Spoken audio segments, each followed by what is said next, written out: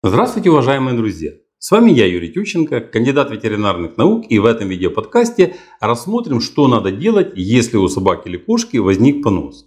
Понос – это, наверное, самое первое и самое частое заболевание, с которым сталкивается владелец животного. Поэтому не разобраться в этом вопросе просто нельзя. Итак, что такое понос? Почему и когда он возникает? Понос – это частое опорожнение кишечника жидкими водянистыми каловыми массами 3 или более раз в сутки. Теоретически причин возникновения поноса может быть много, но практически в большинстве случаев понос зачастую связан с какими-то пищевыми отравлениями. Пищевое отравление, в свою очередь, это острое заболевание, обычно сопровождающееся расстройством пищеварения. Его причиной может стать попадание в организм животного с кормом различных микроорганизмов, чаще всего бактерий. Кишечники и собаки, и кошек приспособлены к противостоянию с внешней микрофлорой, которая может попасть в организм вместе с кормом. Но в силу многих обстоятельств иногда организм не справляется с такой функцией и дает сбой. Например, когда животное съедает некачественный корм, который обсеменен микрофлорой. Это может быть и протухшее мясо, и прокисшая каша, да мало ли что. Понос может также вызвать и корм, который не свойственен собакам и кошкам. Например, в рационе есть избыток сырой клетчатки, которая есть в сырых овощах или плохо проваренной каше. Также поносу могут способствовать различные иммунодефицитные состояния, вызванные переездами и прочими стрессами. Степень тяжести поноса зависит в первую очередь от количества патогенной микрофлоры, которая попала в организм животного. Например, если животное съело немного протухшего мяса, то его может слегка и пропоносит. Это даже поносом назвать нельзя, это так, жидкий стул. Если следующее кормление будет нормальное, то это состояние и само пройдет без всякого на то вмешательства. Но если в таком случае вы дадите животному рисового отвара, например, то его стул нормализуется быстрее. А если в кишечник животного попало много патогенной микрофлоры и организм не справляется с ее нейтрализацией, то тогда и возникает непрекращающийся понос. То есть кишечник опорожняется жидкими каловыми массами несколько раз в сутки. Иногда животное, что называется, буквально льет. Вот так часто происходит дефекация. В этом случае уже наверняка потребуется ваша помощь. Итак, что происходит, когда в кишечник попадает патогенная микрофлора? В норме кишечник и собак, и кошек плотно заселен собственной микрофлорой, которая участвует в переваривании пищи, а также нейтрализует всю ту микрофлору, которая попадает в кишечник животного и которая абсолютно ему не нужна. Если же в кишечник попадает очень много чужой микрофлоры, да еще и откровенно патогенной, то такая микрофлора убивает нормальную микрофлору кишечника животного и сама начинает активно размножаться. В таком случае корм, который попадает в организм собаки или кошки, уже не усваивается, а наоборот, он уже становится сам питательной средой для патогенных бактерий. То есть он кормит уже не животные, а патогенную микрофлору. Патогенная микрофлора активно размножается, выделяется при этом огромное количество токсинов, которые действуют раздражающе на стенку кишечника, вызывая раздражение и воспаление. Токсины, если с ними ничего не делать, то в дальнейшем всасываются в кровь и вызывают уже общую интоксикацию организма. В кишечнике образуется много слизи, нарушается перистальтика и всасывание воды. Частые дефекации ведут еще к большему обезвоживанию организма.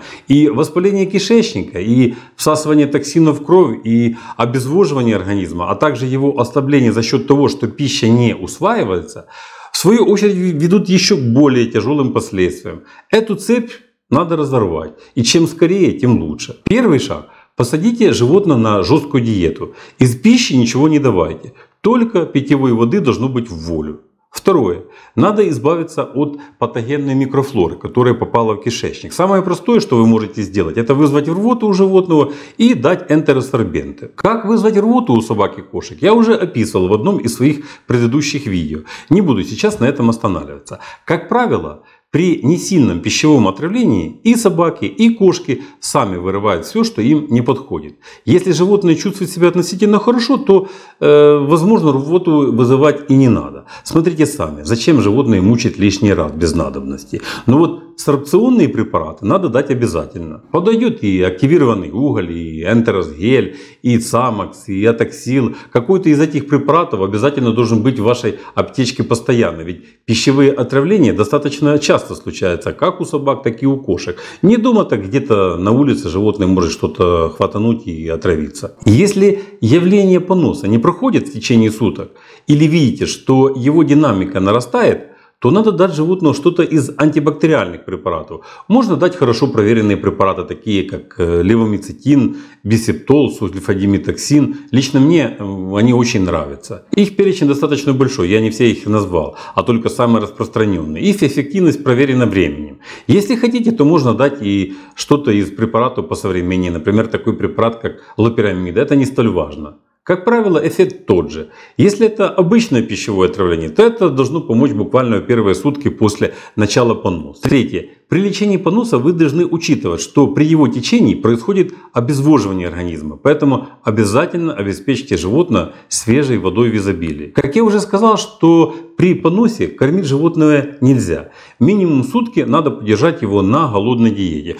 Можно давать рисовый отвар. Он обладает обволакивающим действием, то есть препятствует всасыванию токсинов в кровь.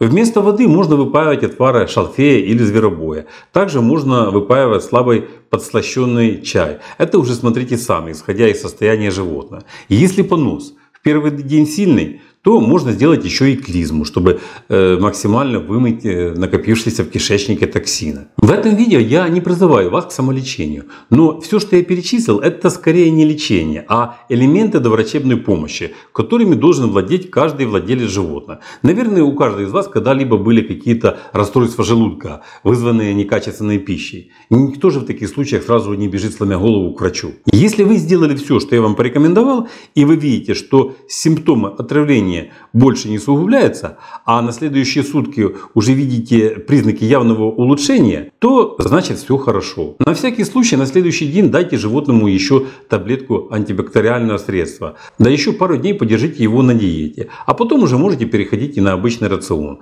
Во время диеты можно давать нежирные бульоны, разваренный рис, кисломолочные продукты. Как я уже сказал, что в большинстве случаев признаки улучшения состояния животного наблюдаются уже к концу первых суток или на вторые сутки так точно. Обычно так бывает при обычном пищевом отравлении. Но, увы, иногда бывают всякие случаи. Поэтому, если вы видите, что вы сделали все правильно, согласно рекомендации, но на следующий день улучшение состояния животного все равно не наблюдается, то тогда обязательно едьте в ветклинику. И всегда будьте на связи со своим ветеринарным врачом, чтобы он мог оперативно подсказать вам, что надо делать, пока вы сможете к нему подъехать. А пока всего вам доброго, здоровья вам и вашим любимцам, подписывайтесь на наш канал и до новых встреч!